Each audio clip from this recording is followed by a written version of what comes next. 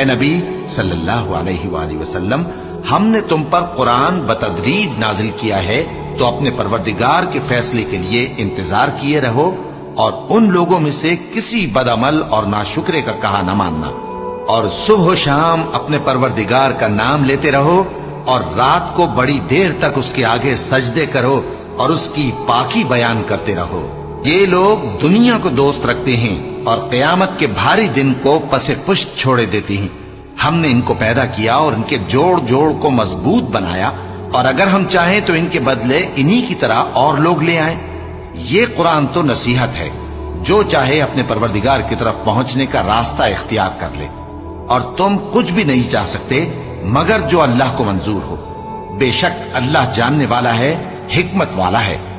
وہ جس کو چاہتا ہے اپنی رحمت میں داخل کر لیتا ہے، اور ظالموں کے لیے اس نے